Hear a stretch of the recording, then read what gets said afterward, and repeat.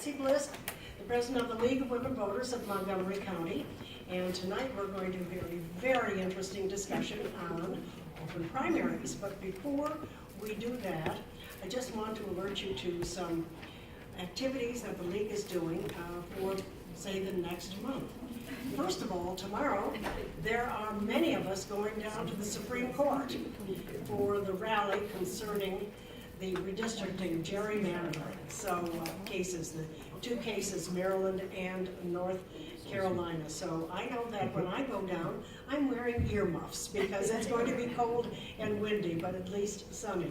So it's 9:30 at the steps of the Supreme Court, right? 9 o'clock. 9 o'clock?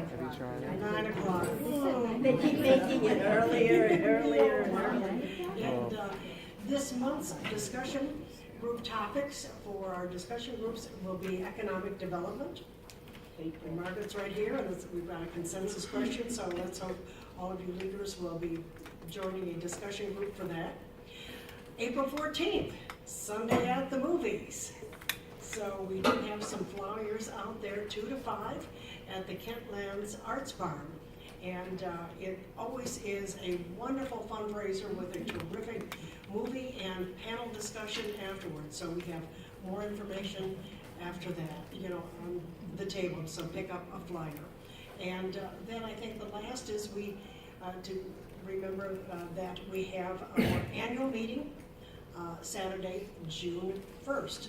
So I think that's about all that I'm going to say, and so we're going to take it away.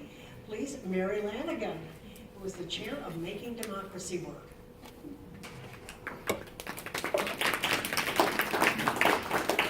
Thank you.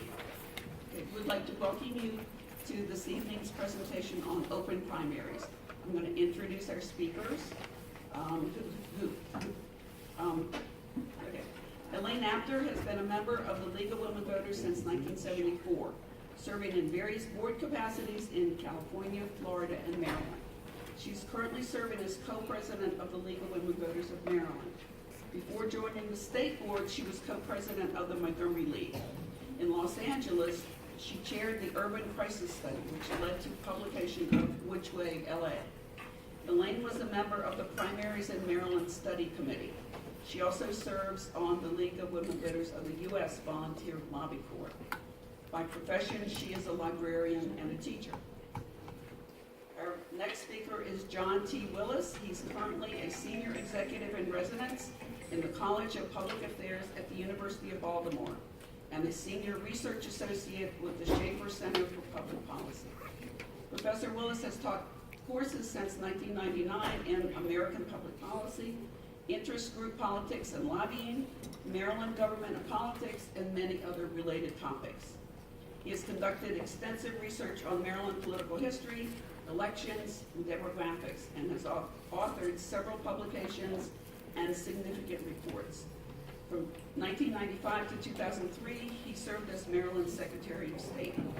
He is a member of the Maryland State Bar Association and has been a senior counsel at the Office of the Maryland Attorney General since January 2015. So, welcome to our speakers. Okay, thank you. Thank you all for coming. The League of Women Voters is going to celebrate its 100th anniversary next year. We are very excited. And it started with a mission, and this is one of the reasons why we're here today, actually 2 missions. It started when the women got the vote, the right to vote, and a lot of the suffragettes said, well, if you have the right to vote, you should know who and what you're voting for. So the first thing they said was, we're going to help people learn about candidates. We will always be nonpartisan. We have never supported a candidate, but the candidates speak about issues. And so the next thing was, the mission was, let's learn about what the important issues are. And for almost 100 years, we have been studying all across the board, health, transportation, the environment, education. But of course, the basics of ours is that making democracy work, voters' rights, voters' education. So that's why we're here today, because 2 years ago at the state level, some of our members kind of looked around and said, you know, we've had closed primaries, and there are other ways of holding primaries. Let's look at this and see, because the voting population of Maryland and Montgomery County is changing. So that's why I'm going to give you a brief overall of the different types of primaries that exist around the country. So that's basically the why and what are the options. Okay, and as I said, times are changing. So we have a rising number of registrants, and also the registrants are not the same as they used to be. It used to be, yes, we have more Democrats and Republicans, but basically it was you were registered as a Democrat or a Republican. But all of a sudden, we have this other group that is coming in, especially younger voters, that really do not want to affiliate with a party. They want to be unaffiliated, or they want to join a third party. So in 2016, in 1996, we were 11% unaffiliated. We are almost 20% unaffiliated now. So, and the next two charts quickly will give you a graphic. There it is. If you see the kind of turquoise or aqua is your 11%, and then you have the two basic parties. And if you see there's a line for minority parties, you can almost, it looks like the break between the unaffiliated and the Republicans. But let's go to 2018. That changes a little bit. We're up to 18% unaffiliated and minority parties. We're talking about the Green Party, the Libertarian Party. People are beginning to register for other parties. So, but we're here to say, what alternatives do we have? What are the different types of parties? I'm going to do the broad first, the very broad. One is what we have, a party nominating primary. And that's where you have a Republican or a Democratic ballot, and if you're Republican, you vote for a Republican candidate. Democrat, you vote for a Democratic candidate. And the winner of that primary will represent the party in the general election. We're very familiar with that. Okay.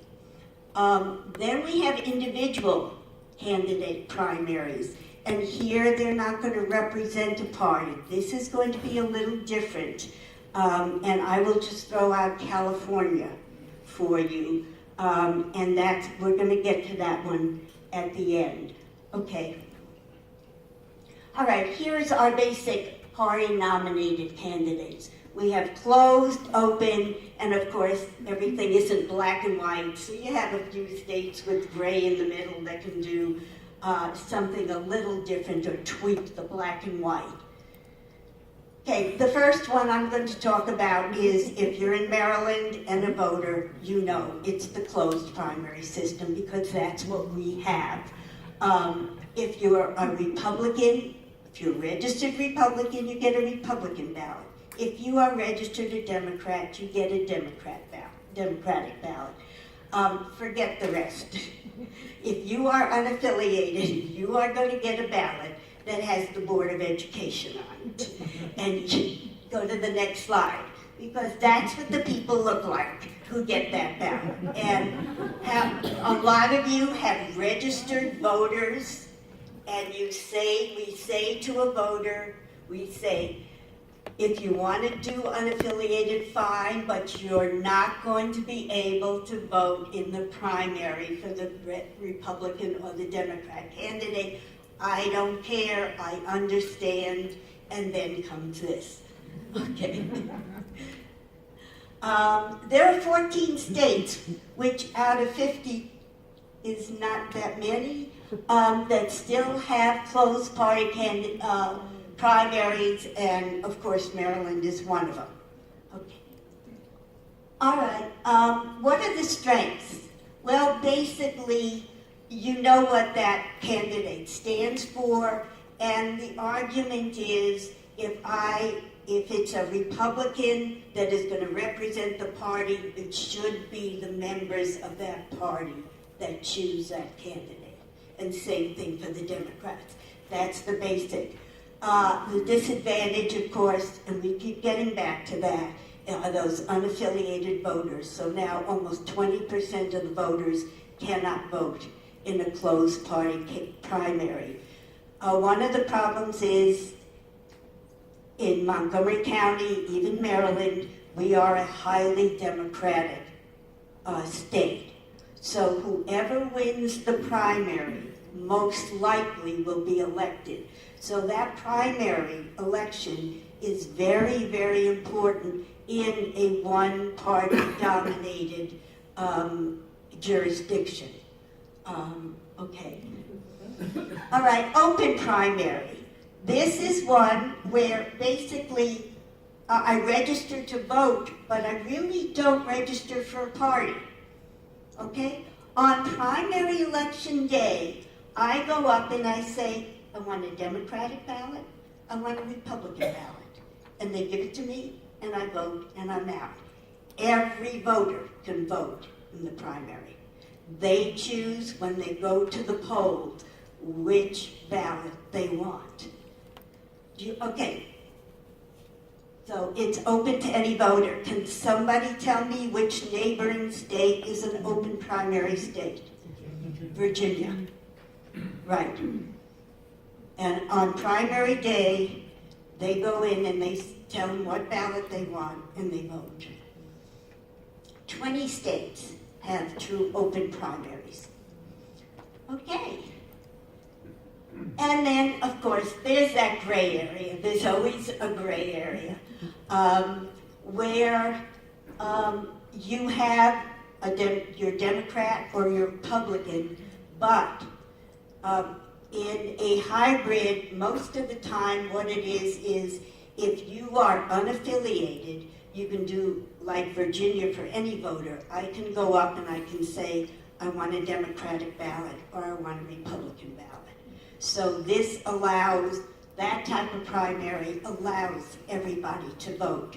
The other one would be if you could change your registration on registration day, but most people do not like that because that's that flip-flop and skew, you know, if I want to say not kind of give a problem to the other party, you know, I can switch over and vote for somebody. So, but basically, what we've been trying to do, the League in Maryland, and Donna knows it has died the past few years, but we've tried, is to get the unaffiliates at least to be able to register to vote. You know, well, they can register to vote.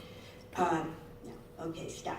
The unaffiliates are already registered, so they're out. But we do have, you can register to vote on election day, and we've already had you can register to vote in early voting. But we still cannot get those unaffiliated to vote in the primary so far in Maryland. So for the first time, they can register at early voting for the first time? Yes. But but they can't come in and switch their party from unaffiliated to a party. They have to do that within 30 days, and anybody can do that 30 days before the election. Okay. Okay, and basically we've spoken about this part and the idea that you, yes? And by open primary, do you mean that a voter can choose either a Democratic or a Republican candidate for each office? No, they choose the ballot, the party ballot. So when you walk in to vote, you either say, I want to vote Republican or a Democrat or some other party. Correct. It's not really an open. Well, it's open to all the voters. When they say open, what we're talking about with the voter. It's open to all the voters, where in Maryland, it is not open to all the voters, unless it's the Board of Education. Yeah, I just want to clarify. So if it's an open primary, you can select which party you want to vote for, regardless of how you're registered. You're not registered to vote, that's the key. No, but You're not, you're registered to vote, you're not registered for a party. Oh, in other so in words- an open primary, if I'm a registered Democrat, can I vote in the Republican primary or no? In Virginia, yeah, you can go in and ask for either ballot, because they don't, you basically don't register with a party. You don't have a party registration. They don't care what party. Now, you can join a party, that's different. That's what You I- can be a member of the Democratic Party or the Republican Party, yes, but I can go in as a member of the Democratic Party and ask for a Republican ballot. They don't care. And that's true for the 20 states that have open Yes, primaries. yes. You can vote in either primary regardless of how you are registered or not registered. Yeah, it's Or- not or- registered, but it's a member. Party affiliation. Yes, Okay. party affiliation, Yeah. that's a good word. Okay. Okay. Let's go.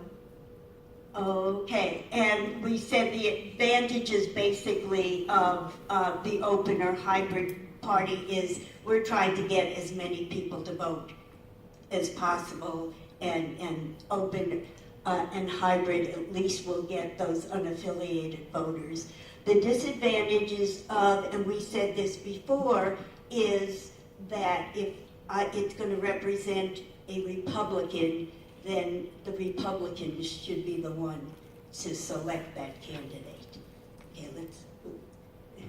All right, this is an interesting one because here's a picture of the United States and all the different types of primaries that exist. Basically, the blue are the open primaries, and then you've got the hybrids, the reds, where Maryland would fall, would be the closed primaries, and kind of look at the purple, because that's where we're going in a minute. And as I said, California's the biggie on that one. But you can see there's a large variety of types of primaries that exist in the United States. And it is the states that actually run the elections, so they're the ones that determine. Yes, Yes, which ones are the ones in green? in green. Do I have to really read that? Read it. Yes. Can you read it on yours, the green? No, I can't. Oh, open, and they're the hybrid, yeah. They're one of the hybrids, yeah. The true open are the aqua, the closed are the red, and every other color is hybrid except for the purple. So, okay.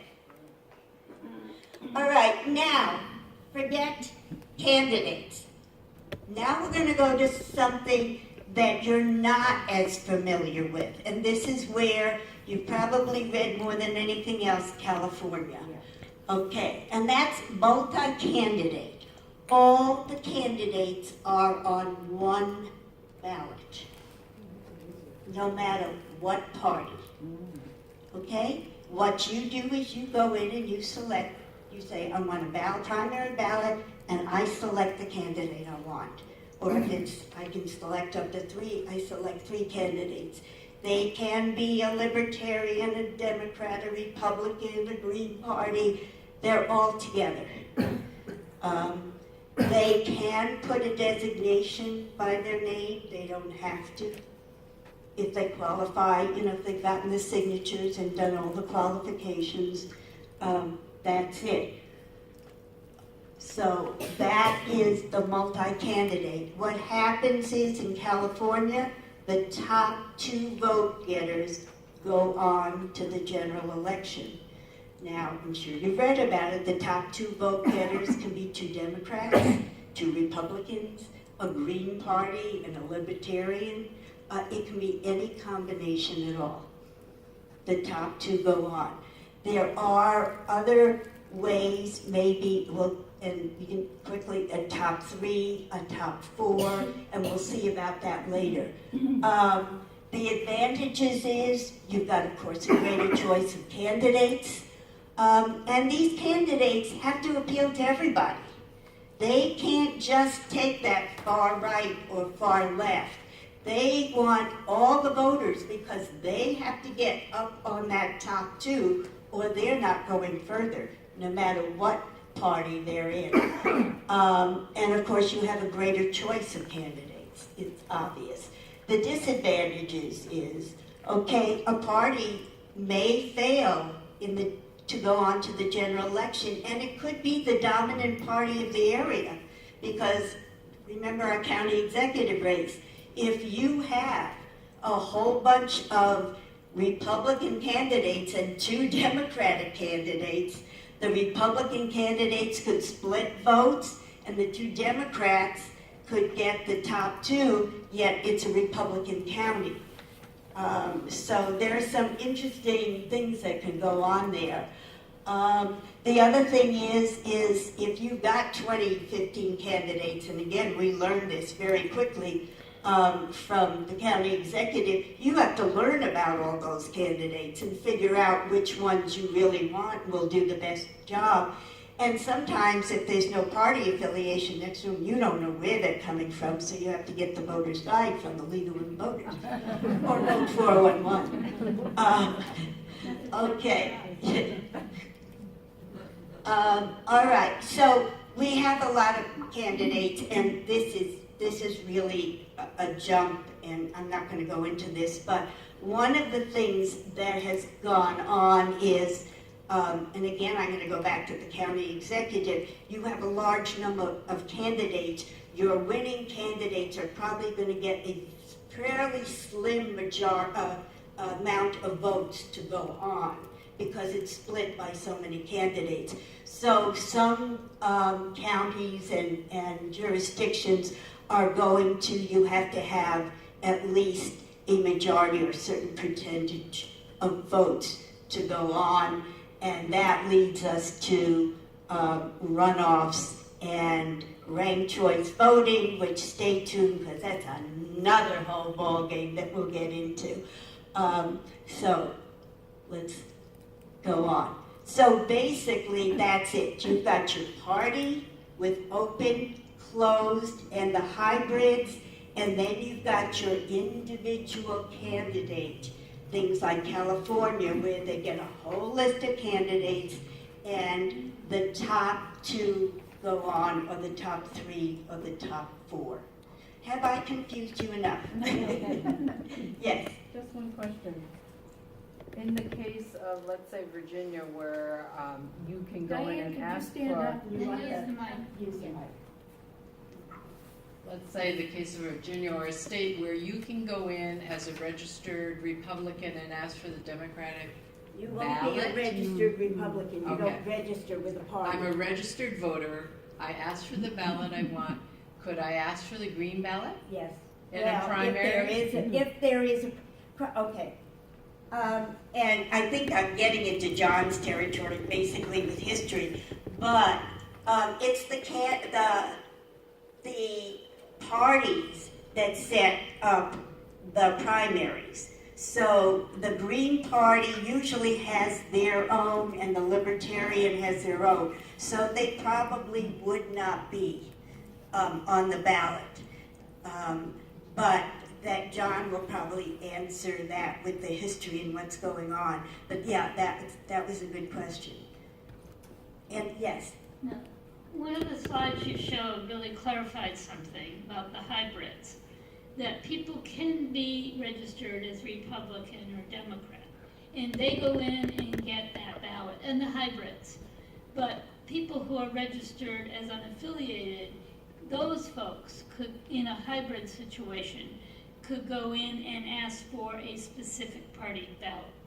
Yeah.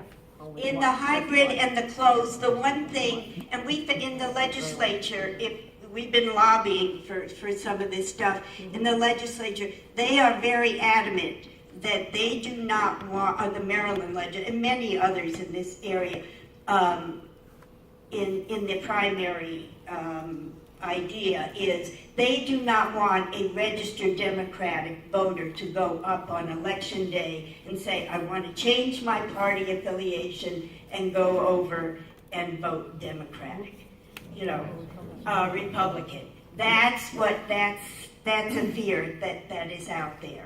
And, yeah, and see, none of these really have that as part of, yeah. No, but it's, so I lived in Massachusetts for a while, which back then was not, well, I don't know whether it's blue or red or purple right now anyway, but it was not as blue as Maryland by a lot.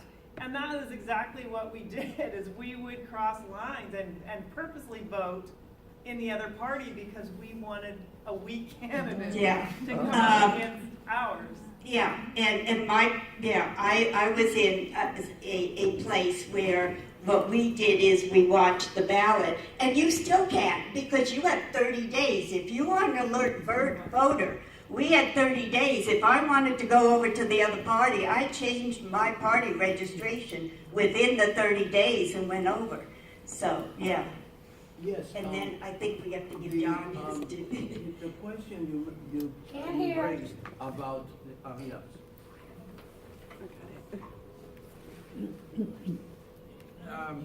You spoke about the legislature in Maryland and the opposition to allowing people that are registered as voters of one party, say Republicans, to vote in the Democratic primary. That's understandable. But the lady there made the point about the hybrid primary in which people who are not affiliated and are left out could vote, choose the party primary of their that election. Now, what is the position? I mean, is there any chance that anything like that could pass in the legislature? We have been fighting for it for years, and it did not get out of committee this time either. Oh, okay. And I'm going to let John, because I don't want to dominate. He's going to have the more interesting. So go ahead. No, I think this is very interesting. Thank you, Elaine. I tell you, every time you come to, I'm from Baltimore, all right? So, and today is Maryland Day. You all know that. I was very happy to see the Rockville Library has a very small little Maryland display out there. It caught my eye. There's a book out there that a colleague of mine, she's a photography teacher, took on abandoned spaces. You may want to look at it. It's a very nice book out there. And you can look at mine, too. I wrote a book on Maryland politics and government. This is part of a state series. The University of Nebraska Press published it. It started way back in the 80s. And actually, Governor Glendinning and I started working on it back in the 80s, too. And it didn't get completed till 2012. About 2/3 of the states are completed. And if you're going to any state, get one of those books, because it'll tell you the political history, the structure of government, some of the election performances, whatever. This other book that I wrote, it's been 35 years now. It's hard to believe. My wife calls it a cure for insomnia. She told me to be short, not long, because I can consume air in this room. But this has, for those of you that are interested, all of the presidential elections, federal elections back to 1789. I've got to update it now through the 1980s. In addition, it has voter registration data back to the 1880s, by county, all the results by county. So the numbers people will love it. Those of you that want to go to sleep, just pick it up and it'll work within minutes. I say that because she's an English professor and a poet, and we don't think alike. And the older we get, the more apparent that becomes. She has a book of her own coming out here this spring. And so we're not in competition at all. Our readership is very, very different. I wanted to thank the League for the invitation. It's always good to go to a League event.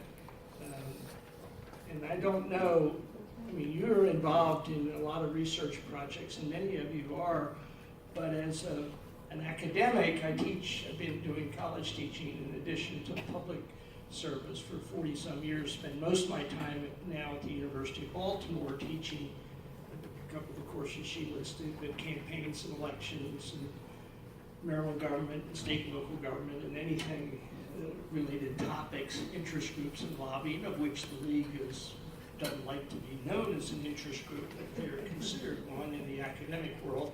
But the League events are always good because they're well researched and there's a lot of material. And if you really want to know about some of the history of political parties, the League of Women Voters produced a publication back in the 1920s during the suffrage movement and thereafter that is one of the best views of political parties and their functions and the role that they played. And that's a League reference that I use frequently. The other, so you have to come into a League meeting with a little bit of trepidation because you've already researched a lot of these issues, and so I have to be careful. And then also, anytime you come to Montgomery County, part of my government political career, I was the chief of staff of Prince George's County for 5 years, 1990 to 95, and every time you come to Montgomery County and you make a statement or whatever, and somebody in the audience has written the federal regulation on that, you have to be very careful with the audience. So hopefully I won't trend too much in that direction. Your question, open primaries, pro or con, there's a text I use in my campaigns and parties course that has a very simple line. I make it a true-false question. Politics is complicated. I mean, it is not easy, and your question's not easy. And it's a complex and intriguing issue, and I would suggest one way to think about it, for us to think about it here, and you can ask me anything you want, and I'll stay as long as the library permits us to stay, and for weeks if they want. But one way to look at it, and that is from the point of view of the individual. In other words, the point of view of the individual voter, which is what a lot of your work, and I wasn't able to read with detail everything, your background materials, but I did scan them quickly. But what is the perspective of the individual voter in it? But it did come up in the questions. You got it sparked a good question, Elaine, is it's okay for the unaffiliated voter, but what about me? I'm the party member. If the unaffiliated voter gets into my primary, my vote gets diluted. My vote has less value than it does if the unaffiliated voter doesn't participate. But so we can look at this whole thing from the perspective of the voter, which is the perspective of the political parties. In other words, the political parties, recognized by the Supreme Court, whether we disagree with them or agree with them on decisions, has recognized political parties as having rights, freedom of association, First Amendment rights, so they have a right to determine who they want and who they don't want. And they have a right to control the rules that govern their party and govern their potential candidates, especially with regard to presidential candidates. For example, the Democratic National Committee had a rule that only members of the party can participate in the selection of delegates to the convention.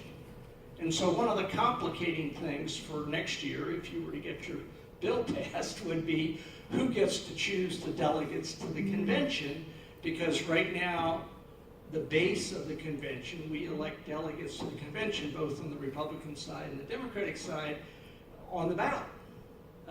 And they're voted for by party members. Are we going to let unaffiliated members or Greens or Libertarians or whatever vote? I mean, you mentioned all the hybrid methods. They're the completely open primaries, and they're the ones that are hybrids, only let the unaffiliated vote. But it gets complicated for the parties in complying with their national rules or even with their own interest. It also becomes a little cumbersome in terms of parties, and let me just do a quickie here. If I had a chalkboard, well, there it is one, but I'll mess it up, people get distracted. There's layers to the parties. Parties in America are really organized from the bottom up. They're not top down. You read the post, you may think that the party's all at the DNC or the RNC. No, it really starts at the county level. And they're elected, most party members, central committee members, are elected at the local level. And then the members of the local party under Maryland law comprise the state party. They pick the state party leadership. They have representatives to the national party, and so that the national party consists of members from the state party, and the members at the national level pick, Tom Perez, who's in Montgomery County, and you should all feel good about that. Former councilman here, former Justice Department official, Department of Labor. So Tom's up there working hard, but he owes his allegiance really to the bottom, not to the top. Doesn't always get reported that way. But that relationship between the levels of the government exists in political parties. And so parties, a real open primary would complicate that relationship. I'm not saying against it for it. Some states get along fine with an open primary. But part of the history in Maryland goes back, why we're one of the 14 states. What immediately popped up to me when you showed that slide is that it's part of political culture. And political culture, there's some newer ones, but in my generation, there was a Professor Alazar out of Chicago who said there's basically 3 different political cultures. The individualistic culture, which predominates in Maryland, is one of politics is pretty much transactional. Not as much ideological, but transactional. Moralistic culture is people have a different view of government. In Montgomery County, you and Howard are kind of our moralistic part of our state. But in Baltimore, we're purely transactional, I can tell you. I know my family's been here since 1650 on both grandparents' side. My great-grandmother was a suffragette marching in the streets, and Marion Bob was an early Central Committee member in 1920, so I understand that history very well. But the connections of the parties go back a long time in this culture. I mean, the Maryland Democratic Party was founded in May 21st, 1827. And there was a meeting, and it all spun out of the organizing, spun out of the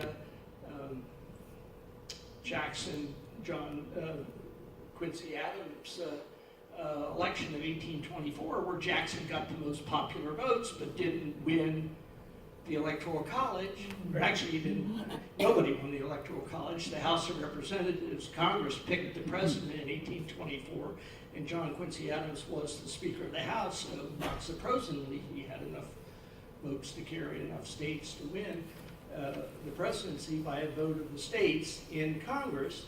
And so the Jacksonian supporters organized themselves all across the country and organized political parties.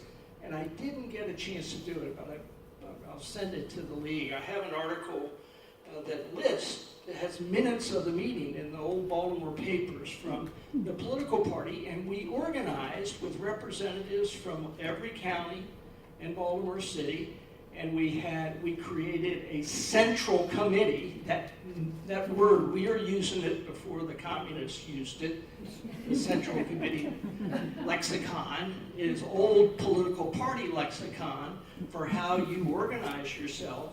And we had a rules committee and an issues committee, very much the same structure that we have now, and that structure has persisted now for, oh my gosh, getting into close to 192 years.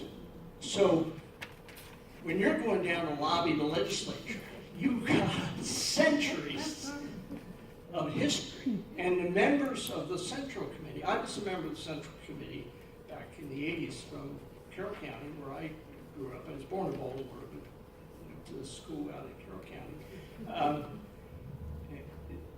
I was a member of the local central committee. There are, and somebody in here is probably a central committee member, Democrat or Republican central committee member. If you're not, I tell my students, how do I get started? Go to be a central committee member. There are tens of thousands of people in Maryland that used to be or are members of the central committee. Both parties have about, Republicans have a little less, 250 or so. We're probably up to 400 or so when we do our equal division rule at the national level. And not only that, but 1 out of 7 members of the General Assembly over the next 4 years will be chosen by the Central Committee. Right, that's true, yeah. You know, we elect 188 people, 141 delegates and 47 senators every 4 years, but they don't all make it 4 years. They either get better jobs, they run for something else, they get sick, whatever. They get in trouble, about 2%. The number's about 2%. So 188, there'll be about 4 people get in trouble over the next 4 years. And their replacements are picked by the Central Committee.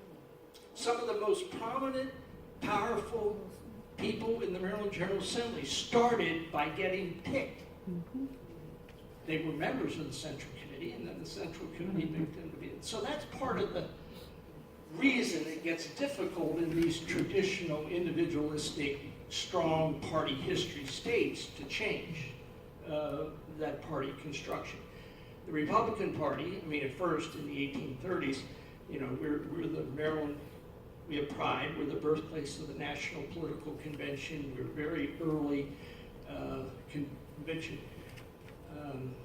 party states. It was the Whigs.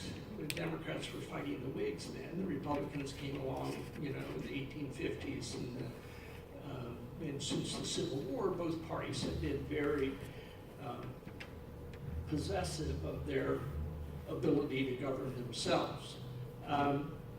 In fact, the parties, there's a quote from a long departed professor now called Peter Picard. I may have the first name, second name backs out. But anyway, its principle is people possessing power pervert prevailing patterns. He spoke in alliterations all the time. And so political parties are that way. They were that way in the 1850s, they were that way in the 1920s, or during the 1900s, and they're that way today. Political parties didn't want to have primaries, you know. They didn't want to have primaries. They didn't even want to have voter registration. Because in the 1860s, when you went to vote, the state didn't give you a ballot, the party gave you a ballot, and you went to the poll and put the party ballot in the box. It wasn't until the 1890s that we developed a secret ballot that the state produced a ballot in the progressive era that we got a secret ballot.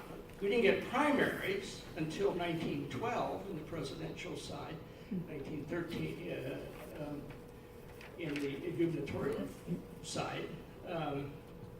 And that was because people pushed to open up the system. Because prior to then, the governors, the nominees for the state offices, were either chosen at the state convention or at the county convention. And so you had to be a member of the party in order to even get on the ballot. So we're not just closed in the way we run primaries. We were really closed 100 years ago in the way you even had access to public office through party. And not surprisingly, we never had a governor succeed themselves under the old party system. It wasn't until we had open primaries that we had the ability for individuals to present themselves as candidates and to offer themselves and avoid the bossism of that pre-progressive era politics. There's some wonderful Maryland books on this whole story, and one of the values of this book that'll put you to sleep is that there's a great bibliography in here. I don't say so myself about period history and references to the county books. It doesn't matter what county you're from. You'll find good resources here and in this. to track a lot of this political history. So anyway, the perspective of the party is we want to maintain control. We want to, and part of that is driven by that just sense of control, but another part of it is that it is expensive to communicate with voters. And if, you know, so if the party's trying to manage, but say you're the Republican Party and you got 1 million members now and you feel good until you realize that the Democrats have twice as many members as you do. But if you open up to another 700,000 unaffiliated, another 100,000 or so people who registered in other parties, I suddenly am communicating with 1.8 million instead of 1, and that translates into expenses for communication for the parties. And also, parties run training for candidates. Question you gets into when you think of this topic is, well, you're going to let another party member, an unaffiliated member, take advantage of a lot of these things that the political parties provide. Political parties are fundraising vehicles in and of themselves. The state, at the county, at the state, and the national level, they're independent entities which can raise money and spend money, which provide support for political activities. So from the party perspective of the party, you're going to have to be pretty enticing as to why am I going to want to change, particularly if you're the party in power. You know, if you're not the party in power, then yeah, then sure, let's figure out how to scramble the existing dynamics to provide for more opportunity for change. Another perspective that doesn't often get talked about is the candidate perspective. In other words, we talk about parties, and a lot of people think they're bad, and then we talk about individuals, and we're all good and can make our intelligent choices ourselves. But the candidates, it makes their life more complicated if there's an open primary. They got to spend more money, more time. My concern, I mean, it's good as a candidate if you think, oh, there's room for me in this field. There's room for me in a broader universe. So say we had, you know, well, we have to do it at whatever level you want to do it, but statewide there's 2.16 million Dems and 750,000 unaffiliated, and now I've got 2.8 million instead of 2.1. That really raises my budget a lot if I'm going to try to appeal to a different people. On the other hand, if I think those people are more likely to support me than the existing person, then maybe I do want to do it. One consideration negative is I think it favors rich guys. The bigger pool, the bigger the pool favors the rich guys. And sometimes the candidate may say, oh no, I'd like it, and other candidates may say, no, I don't want it. So candidates, I think, could be on either side of the question, open or not. I might suggest to you in Montgomery County, you'd have a different county executive. You'd had an open primary this past time. Some people maybe want that, some people may not want that, but you could very well have had a different county exec candidate. You certainly would have, maybe quite likely would have had, this is from another perspective, and that is the perspective of the interest group. You had a District 16 delegate race decided by 6 votes in the primary. It was 2 votes. One of the losing members was, a Teacher of the Year award. If Republican teachers had been able to go into that primary and vote, or unaffiliated teachers, or whoever, that election could have easily changed. And Howard County had the same thing with very close election for one of their county council seats, single digits. County exec race in Baltimore County was 17 votes. I guarantee you that race would have been different because the guy who lost by 17 votes, the Democrat that lost, was buddies with the Republican governor, and in fact has a job in his administration right now. And that election would have been different. So you got to think of it from the perspective of the candidate. Some candidates it might help, some it might not help, but it is another way of looking at it. And that's why the hybrid that you're pushing is probably less threatening, you know, as you continue to try to expand on the issue. I think what motivated the studies, both the one you did years ago and this one, is you're concerned about turnout factors and increasing, you know, and it's my general position too, the more people to vote, the better, you know. And so I brought, just for your consideration, because I've been collecting this, about 40 years of turnout by county, by percentage. That's what's in the sheet that's there for gubernatorial elections and presidential elections. Now, analyzing data, a lot of you here in your own fields of endeavor know that it can be quite complex. There are a lot of variables in an election. You have to figure out, is there incumbent running, is there not an incumbent running? Because you look at the presidential line and you can easily see where it's a re-election of Clinton or Obama, how the turnout will drop, or is it an open primary? What are the salient issues going on in the county or the state that would impact that turnout? And one that I said to Elaine, might have gotten a little too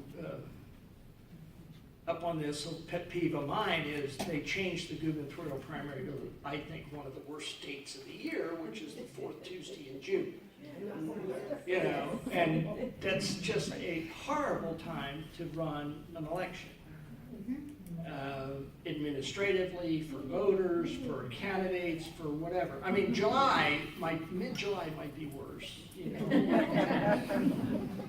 Well, for years, we had primaries, you know, since the 60s, our presidential primaries have been, our gubernatorial primaries have been in September. Back in the 50s, they were in May. In fact, they were in May in 1964. Even early June. California has always had an early June for their statewide, but late June was for now.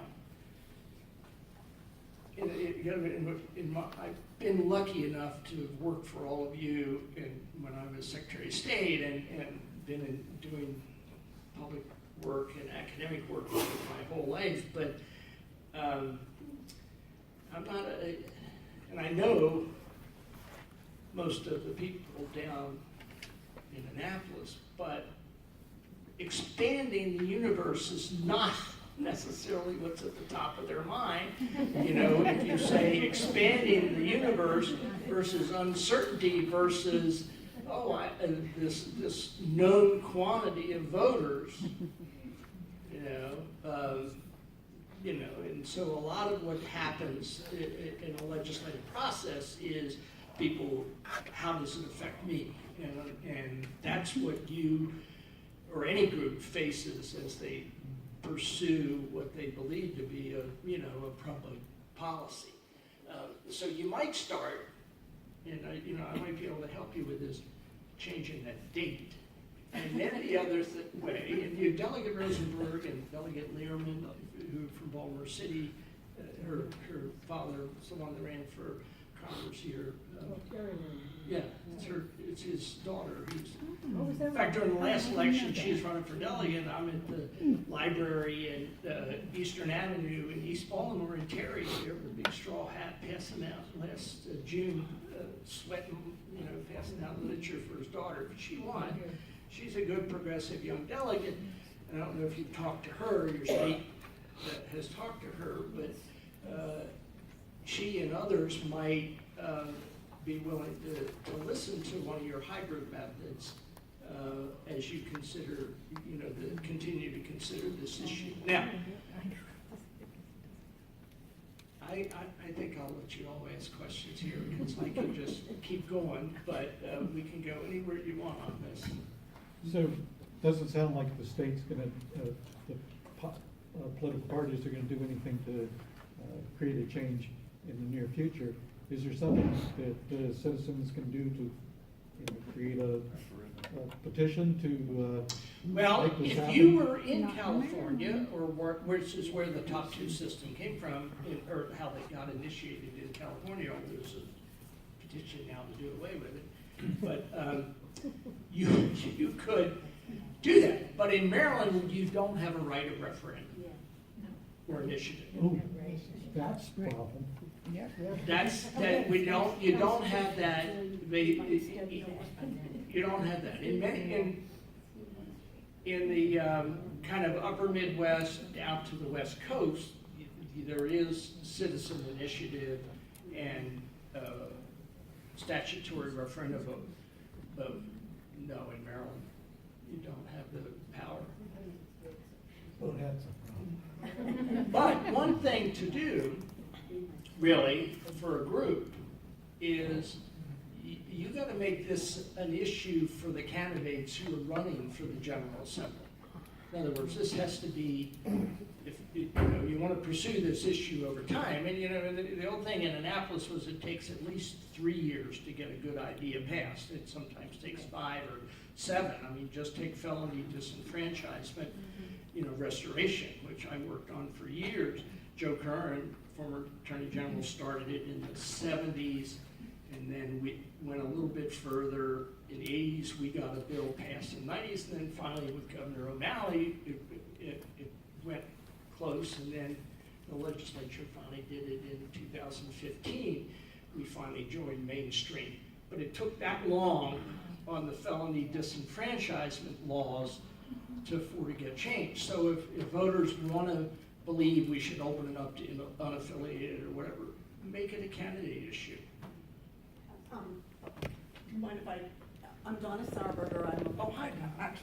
I was on the league study for the open primaries, and I'm here actually representing the. You got a flyer. I've got flyers. Yes. Yeah. No, I got one email of your flyers. Is that what you want to pass out? Yes. Well, and it was out here, so some of you have it. But I'm really glad to hear your question. I'm here as a co-chair of Independent Voters of Maryland. We're a chapter of the National Independent Voters and the offshoot open primaries. And our initiative this year, we tried to get some bills passed that would open up the primaries. And I was really glad to hear the perspective from the perspective of the, to help understand the perspective of the party and the candidates, because that's really important if we're going to get anything done.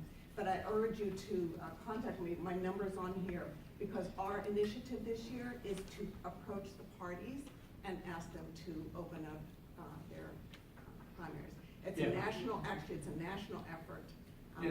No, there actually is. I can tell you, even I'm not privy to all of your who you talk to, but I can tell you that the topic is being discussed, particularly with some of the younger delegates and senators who are there. I know that. Real quickly, Joe, and I think Barbara has the answer. Was it 2000 that the Republicans opened up? Right. The Republicans did open up in the 2000 election to the unaffiliated, never did it again.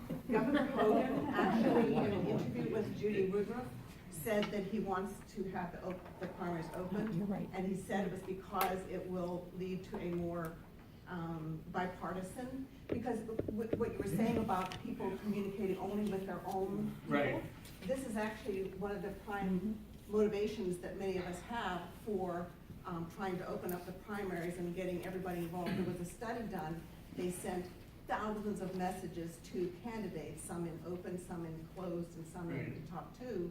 And they found that, yes, the candidates running in closed only responded to members of their own party.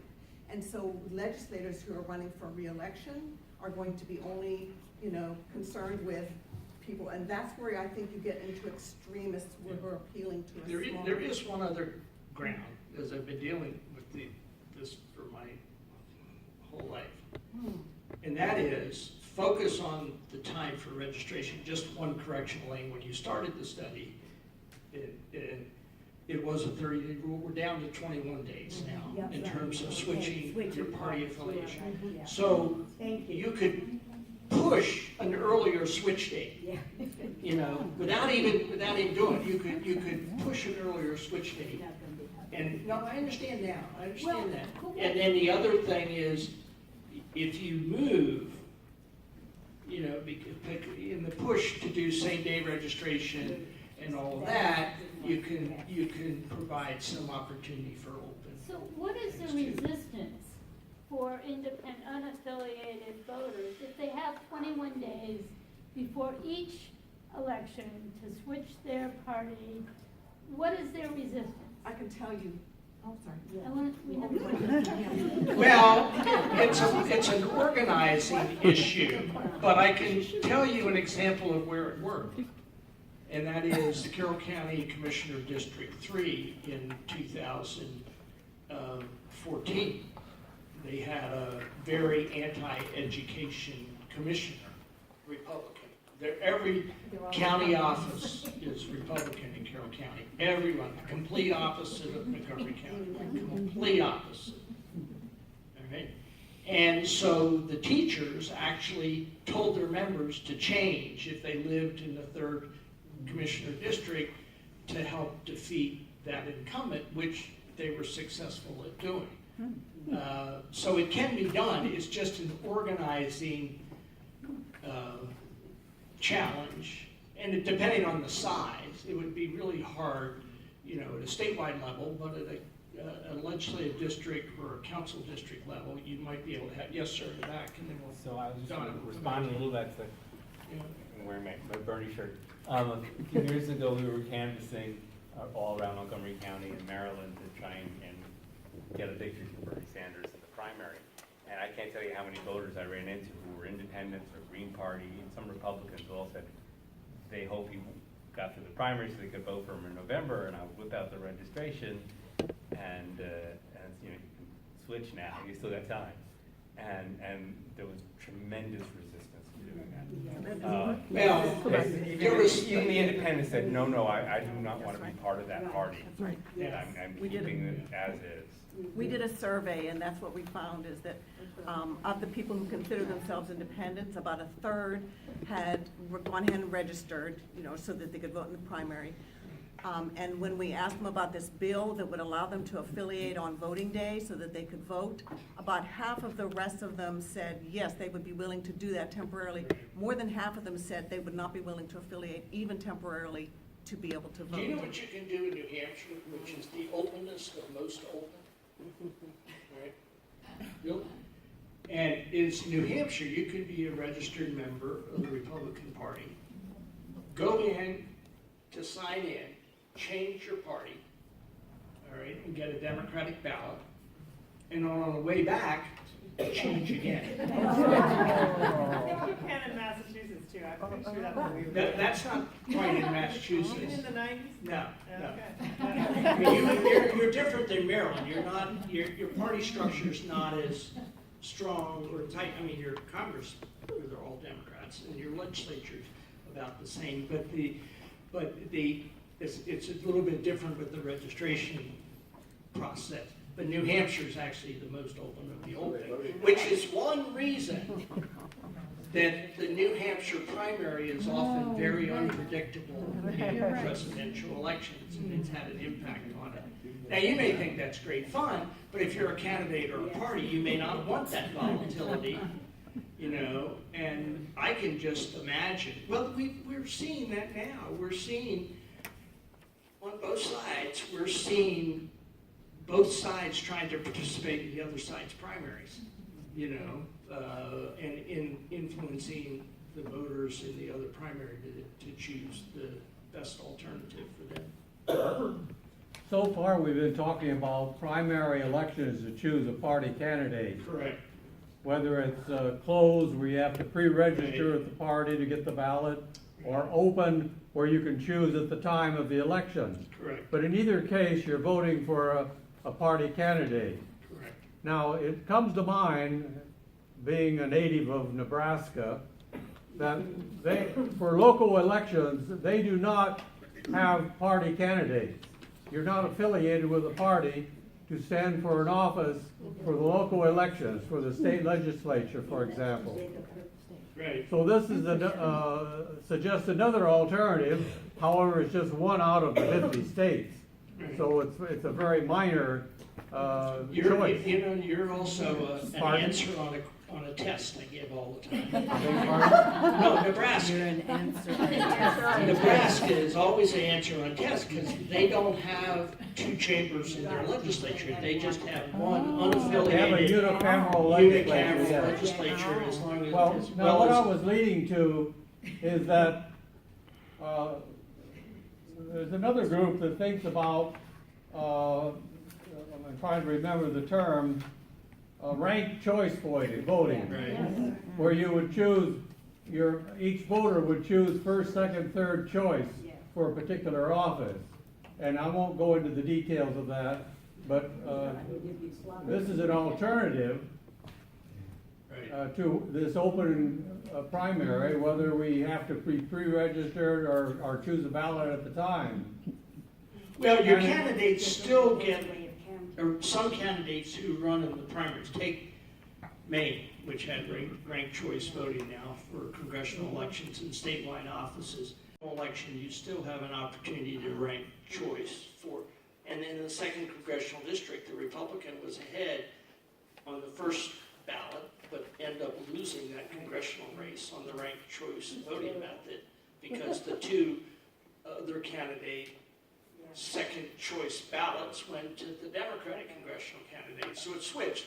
And a couple of larger, mid-sized municipalities have done it. And it's being experimented with around the country. But what I wanted to convey back to you is that in the primary, there were candidates that were eliminated in the primary.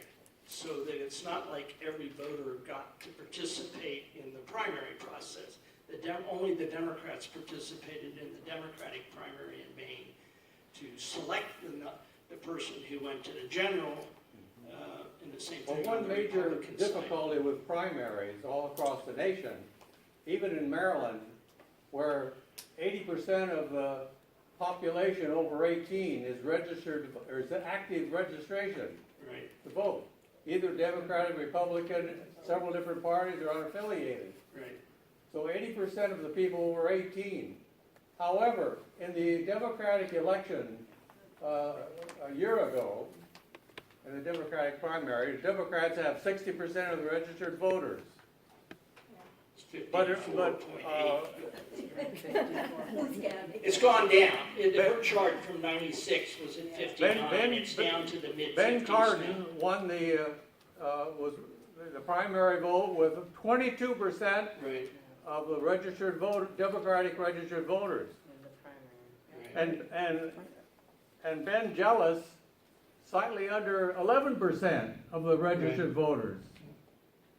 Now in Montgomery County, the various legislative districts, something of the order of 20–25%.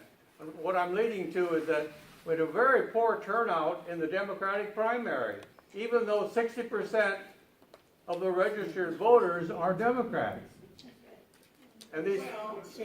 No, I know all those numbers, and I blame the legislature for picking the 4th June and Tuesday as the primary date. If you had had that date in either May or September, the way it was for 60 years, you would have had a greater turnout.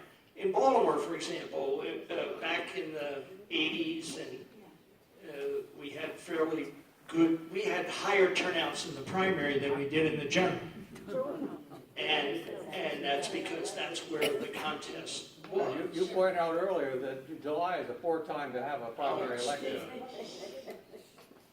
And in fact, since I'm still involved in this stuff, and was helping the Attorney General out, but they had one of those June primaries was my anniversary date, which had got me in a lot of trouble. June is not good for elections. I would just like to give one good example, in my opinion, of the use of an open primary. About 35 or 40 years ago, Ed Brooks became the first black senator from Massachusetts. And my husband was one of the people who, because it was an open primary, crossed over and took a Republican ballot to elect him. Yeah. Now, you can find that, but part of that, when you do those and you can find examples around the country under, I've been intrigued about, you put up there the runoff elections, the plurality elections and whatever, and I've been trying to decide what's the right number, 40%, 45, 50, what is the threshold beyond which you can declare a winner. But part of the difference is the difference in the historical patterns and culture of the state. So what happened in Massachusetts may not happen in Maryland or Virginia or Kentucky or whatever. But in those, New England has a different kind of they're considered a moralistic political culture. No, New England and then Minnesota, the upper Midwest, and then out in the Northwest. What is Virginia's reasoning and purpose for? Man, I don't know I don't know rationality in Virginia. I wouldn't cross the Potomac. I agree with you on all that. They're a party, they've been a part, well, they're a traditionalistic political culture, which is very hierarchical, thinking back to the, where you from Virginia, No. But the same. Carolina is a very traditionalistic culture, hierarchical, relatively lower participation. Northern Virginia is having a vast impact on the political calculus in Virginia, but Virginia Republicans still sometimes, their first debate is, do we have a convention and close everything off, or do we have a primary and try to expand the universe? And they're not mandated to have a primary. The parties. Well, there are some states that don't have primaries. Correct. But Virginia is the best example of why every vote matters. Well, because the makeup of the majority in the legislature was determined by one vote in one district. Because it was a tie in one district, they took the name out of the hat. And that tie was created by one vote of the Republican chosen highest court in Virginia that counted a vote that most people wouldn't have counted, that created the tie. There are a lot of those horror stories. I write a newsletter every 2 weeks on election administration. It goes around the country and a couple places overseas. And I write about all these horror stories all the time. In the General Assembly session that's ongoing right now, a lot of election reform stuff is all not passing, not even getting a vote. Remember, this is the first year for the new legislature. 40% of the legislature is brand new. It was year one out of a 4-year term. And they make, go ahead. Go ahead. Could you stand up, please? Yeah, we can hear. Stand up. I was just saying that a lot of the bills on election reform don't even get a vote in the General Assembly session that's going on right now. And the reason they don't even get a vote is that the General Assembly is not a democratic, with a small d, institution. It's a sweatshop run by 2 mics.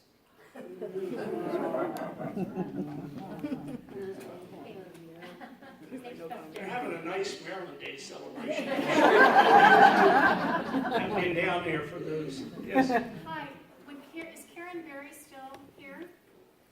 Karen, can you just stand up a minute?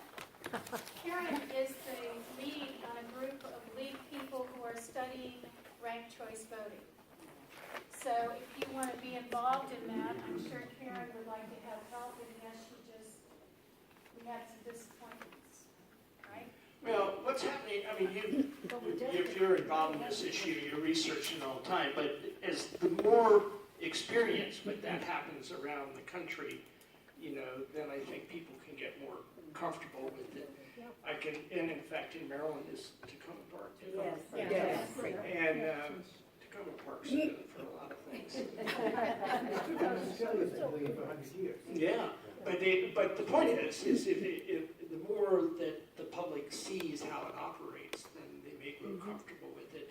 And you may end up like what happened in Maine was they used it for federal and statewide offices, but not for state legislative. And that's one way to approach the legislature, say, okay, guys, you can have your own system. But for the rest of us, let's try something else. That's one way to do it. And some states do that. And even in the Midwest, the middle part of the country, they'll have federal elections and then they'll have state elections. So they're actually on different days. Yeah. But just to let you know, though, the league has testified, not only because I testified, for the county council for ranked choice voting, and then Karen and I went to the state legislature and we testified, I mean like for 2 seconds, but for ranked choice voting. So we're in it, you know, And this was hoping- specifically to get permission to do it in Montgomery County. Right. Slow with Montgomery County and then, so. Did it work? No. So we had to get permission from the state. Don't get discouraged about 1 year, particularly the first year of the legislative session in which you have a lot of brand new people.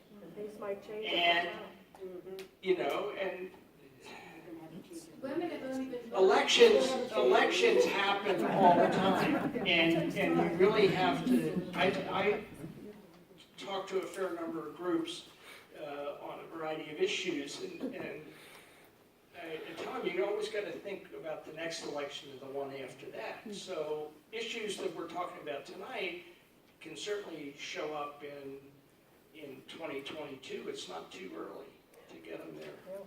Baltimore, it tried to do the same thing, and actually your delegate Lehrman she very withdrew much, that bill. she was very much supporting that, Right. to open primaries and ranked choice Right, voting. she So wanted maybe to- we can get together. And there are some of the younger council members at the city level were interested, yes. In 2016, there was I don't know. if Please it's a stand up. There was, I'm not sure if it was a constitutional amendment or just an amendment, which allowed for same-day registration at the general election. My question to you is that really going to have much of an impact or not? Well, we'll see next year whether it does. I mean, we have same-day registration at early voting now, and the numbers are in the thousands, not the tens or the hundreds of thousands. There's a bill that's still alive in the legislature for same-day registration. For, yes. Right now. Correct. For election day. And Correct. it's passed one house and it's in the second house. I can't remember who started it, but it's still out there. I just also wanted to make another comment on ranked choice voting. Another comment on ranked choice voting. I'm with a group called Do the Most Good, and we've been actively supporting ranked choice voting as well. And there is a move afoot to establish a summer study, which would really, it would actually do what the enabling legislation would have done if it had passed, which is to study ranked choice voting. But it also provides an opportunity to go out and talk to people and familiarize them with it. And I think, I mean, the big roadblock we have is the legislature. We didn't think it would be as much of a roadblock because we're not asking to change it at the state level, but still, it makes them uneasy. But people come to it very quickly. We've been doing a lot of demos, having people do ranked choice voting with food choices. We did one at Leisure World this past week, and they had a tea, and they had Maya Cummings was there, and we brought in all these snacks, and people voted for snacks. And I had I could use one. I had about 8 people come up to me afterwards and say, this was so great, I understand it now, and I think it's, so it has potential. And there were a lot of comments that were made about low percentage of votes to win, a candidate winning with 22%, 11%, something else that ranked choice voting can begin to have an impact on if you can, because you don't win until you get 50%. So it means 50% of the voters agree that at some level they can support that candidate. Yeah. So because some votes get lost, you may not really truly get to 50%. Not that many get lost, it depends It on. depends on like out in Minnesota when they had mayor and they had a large number of candidates. It Right, depends. right. And They it depends do on get the lost cutoffs. if people don't fully fill out the ballot and Correct. some of the candidates fall off. But it's still gonna get you much closer to Oh, yeah, 50%. once you do it, it'll get, I than just didn't want, 22%. it doesn't You're right, always though. get to Yeah. 50. That's the point I was making. I'll take care of it, go back to you, sir. I was just gonna ask, how do the states that do caucuses, like Colorado and Iowa, I think, I'm not sure, but others, how did that come to be a primary choice? Well, it's kind of like easy. It's like I say about North Dakota, which has no voter registration whatsoever. You know? And so they're exempt from the NDRA law and everything. You just show up with your tractor or your truck. And you show up. You have to have proof of residency and citizenship, but there's no voter registration in North Dakota. So some people say, why do we have to do that? Why can't we use our driver's license? Why can't we use another means of it?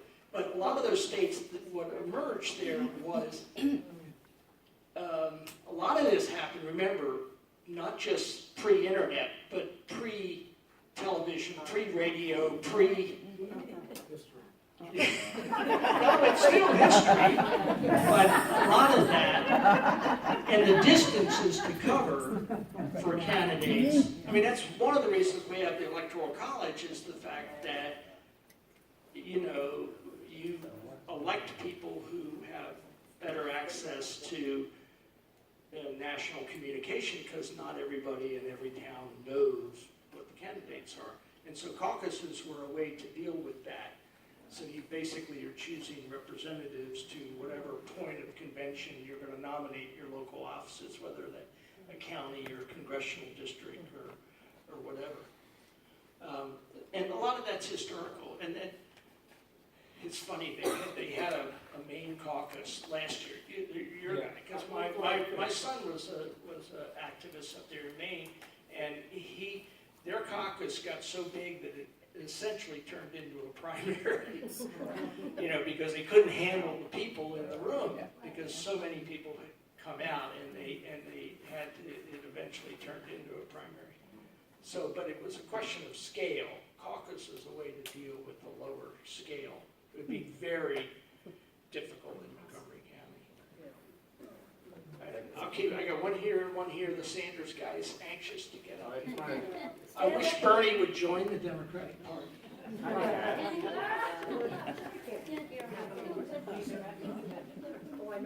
I did some canvassing with drop-off voters, and one of the things that was so striking was, first of all, they said nobody's ever come to my door before.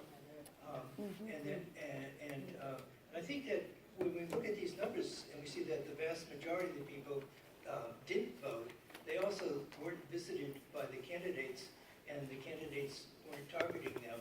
So it's not just that the candidates are targeting the people in the Democratic Party and the Republican Party, they're targeting the frequent voters. Right. Right.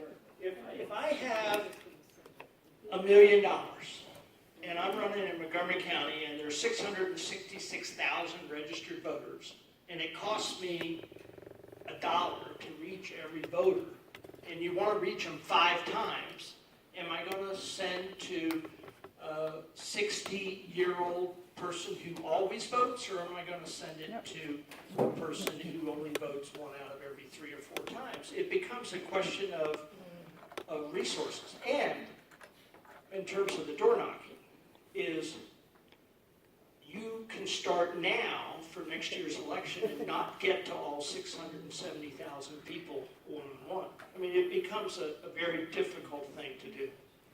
And that's why they have canvassers and assistants and et cetera to do that. I mean, it's very important. I love GOTV. In Montgomery County, we mail... Please stand up. In Montgomery County, Barbara can tell us, we mailed, or Mary, we mailed voters' guides, which is our form of interviewing the candidates and reporting how they answered questions. All the candidates, nonpartisan, we mailed them to all the newly registered voters in Montgomery County. No, but from a candidate's point of view, But you but guys this do is- great work, and I would No. give you millions of dollars to do more communication. In fact, one of the communication. Please do. No, here's the point I want to make on this. It takes a lot of effort and resources to communicate with a lot of people, depending on the scale of your election, whether it's a municipal election or a legislative district, congressional district, county level, statewide. The numbers are getting very big here in Maryland. We're, over 4 million registered voters and growing. And when you do I'm fascinated with electronic communication now. I'm trying to quantify that in my head, and millions of contacts can be made that way now. And that, I think, is part of the reason we had a bump in the general election, because candidates were getting a little more sophisticated with their electronic communication. But one way to attack the cost thing, and this is a little promo of something I pushed 20 years ago, got passed at the National Association level, and that is we got to give candidates airtime. I mean, we got to give, they do that in Europe and other countries around the world where candidates tried that, get. yeah. They used to, you had to be, Yeah, but candidate had to get. but really, that's another issue in terms of voter communication. All right, you've been, Yeah, so been I'll go, frustrating you brought it right to where I wanted to get it anyway. No campaign speeches. So I did some canvassing at the General Assembly for ranked choice Maryland group, and there was a shocking level of ignorance among some of the delegates about on any issue. Yeah. I mean, some wondered who was the top two. They were all different questions. There's a bill tomorrow that's getting a House hearing. It's passed the Senate, and that's to get public financing for Board of Education candidates who run countywide here. Very expensive race because they have to reach 1 million people. And so it's passed the Senate. It's got a hearing tomorrow in the House, Ways and Means, I think. So I would encourage you folks to educate the legislators there about if you enjoyed how public financing works The here. league has been for campaign financing from day one, so we've been with you. Yeah, I'll be back to you. Well, it's just, I just didn't, but the only thing to finish is that we do have an online voters guide, which is vote411.org. And we do the same thing online. And we do have a lot more, participation that way, but nowhere near what we want it to be, what it needs to be. Yes, sir.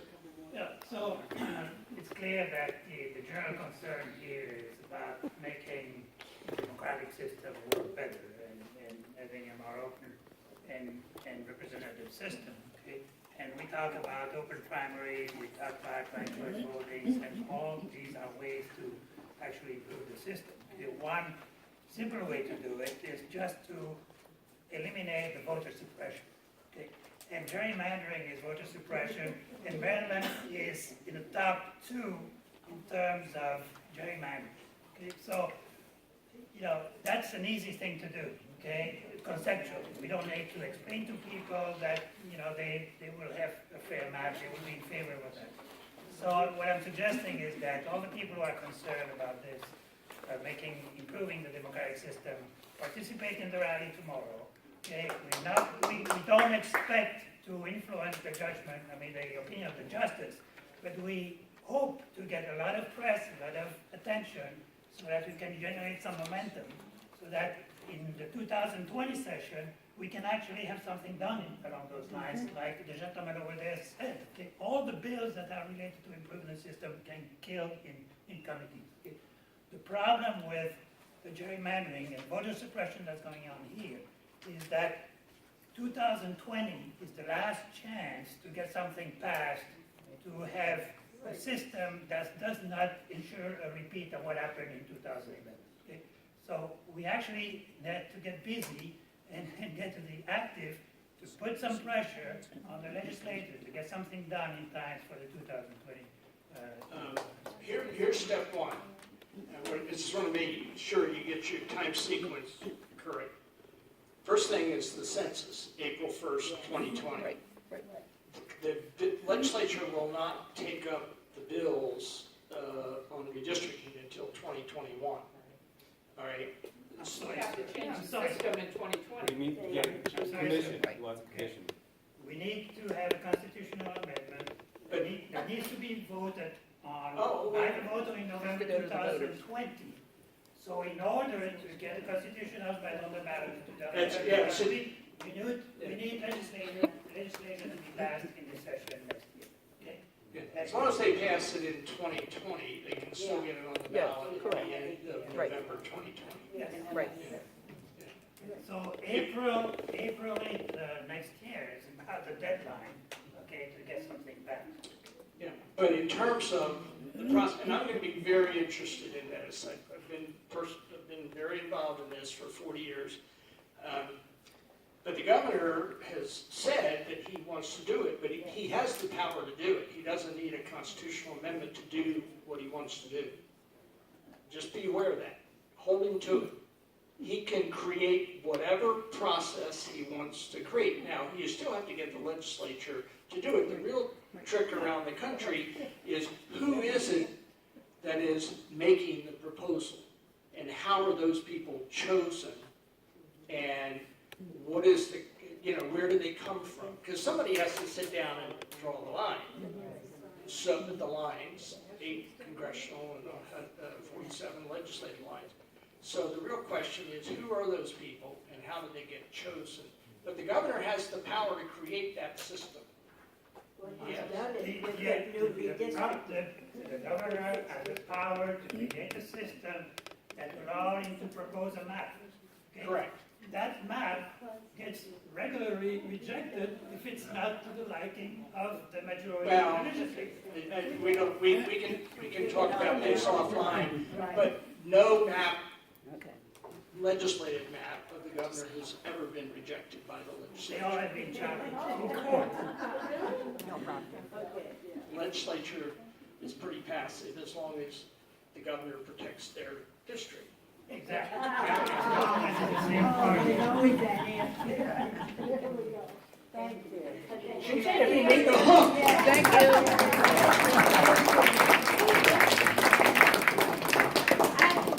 We want to thank you. We want to thank you very much. You and somebody down here. Oh, sorry. Thank you. Really, truly, thank you so much. We also want to thank Elaine. I have to tell you that from the very beginning, when I emailed John about coming tonight, and he said, it's Maryland Day. He must have said in every one of our emails, it's Maryland Day. Everybody, you all know, it's Maryland Day, right? Okay, so in the process of hunting, you like my colors? Yes. I went zipping out today. I have to tell you, I went out today trying to find, nobody knew it was Maryland Day. They tell you in Montgomery County, they don't know it's Maryland. Or at least in Gaithersburg, they didn't wear it. Anyway. Yeah, it's still in Maryland. Okay, but anyway, they had these cute little pins. So John, let me just show you this. There's a cute little pin. There's another gift inside, but I wanted to make sure you saw this little pin. And Elaine, I got you one It's too. like the original boundaries of Maryland. We used to go up to the 40th parallel. Nixon line. Let's change our Maryland song too. Yeah, right. But anyway, thank you so very, very much. Thank you. And lastly, we'll see you next month, right here, for our last trending topics. Mike Tidwell from CCAN, Climate Change Action Network, is going to be coming to talk to us. And he is just terrific. So hope to see you then, and I'm so glad everybody came tonight. Yeah.